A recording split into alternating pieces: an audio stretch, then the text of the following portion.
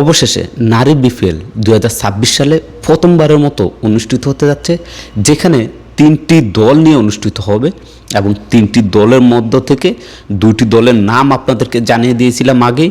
এখন সেই বিপিএলের ড্রাফটের হিসাব নিকাশ সব কিছু বিসিবির পক্ষ থেকে খোলসা করে দিয়েছে এবং এই যে নারী বিপিএলটি, এই বিপিএলটি আগামী এপ্রিল মাসে অনুষ্ঠিত হবে এবং তারিখও ঘোষণা করে দিয়েছে।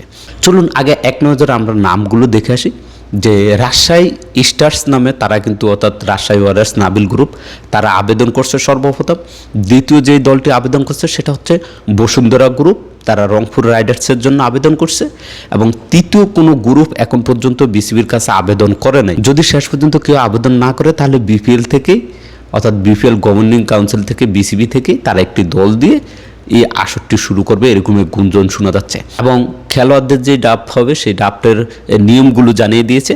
3টি দলের জন্য 3 জন আইকন প্লেয়ার নিতে পারবে, আর এই 3 জন আইকন প্লেয়ারের জন্য 3টি দল সর্বনিম্ন, একেবারে সর্বনিম্ন 10 লাখ, এর উপরে যত টাকা দিয়ে নিতে পারে তারা নিতে পারবে। পরে আছেন গ্রেড ভিত্তিক, grade A B C D 4টি গ্রেড করা হয়েছে।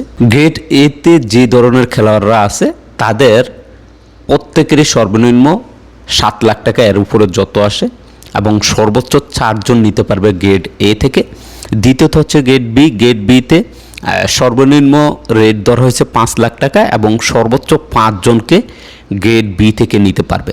এবং গ্রেড সি দর হয়েছে, যেখানে সর্বনিম্ন দর হয়েছে 3 লাখ টাকা, আর এখান থেকে সর্বোচ্চ 4 জনকে নিতে হবে।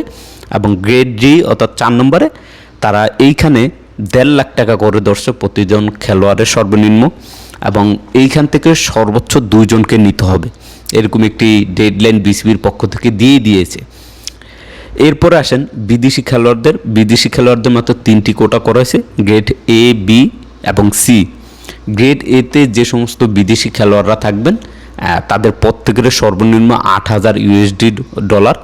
গ্রেড বিতে আছে সর্বনিম্ন $6,000 এবং গ্রেড সিতে আছে সর্বনিম্ন $3,000। বিসিবি থেকে যেটা জানিয়েছে, প্রতিটি দল যতজনে সর্বোচ্চ তারা 5 থেকে 6 জন বিদেশি খেলোয়াড়কে সাইনিং করাতে পারবে। প্রতিটি ম্যাচে সর্বোচ্চ 2 জন বিদেশি খেলোয়াড়কে খেলাতে পারবে। আসলে এটা একেবারেই কম হয়ে যায়। যদি 3 জন হতো তাহলে সম্ভবত ভালো হতো, প্রতিটা দল 3 জন বিদেশি খেলোয়াড় খেলাতে পারবে, তবে সর্বোচ্চ 2 জন বিদেশি খেলোয়াড় খেলানো যাবে। এবং বিপিএলের যে লোগোটা এই মুহূর্তে স্ক্রিনে দেখতে পাচ্ছেন, WBPL 2026, অর্থাৎ ওমেন বাংলাদেশ প্রিমিয়ার লিগ 2026, এই লোগোটাই দেখা যাবে বিপিএলে, নারী বিপিএলের যেই ব্যান্ডিংয়ের ক্ষেত্রে। এবং কালারটাও একেবারে ইউনিক একটি কালার, মেয়েদের পছন্দের একটি কালার।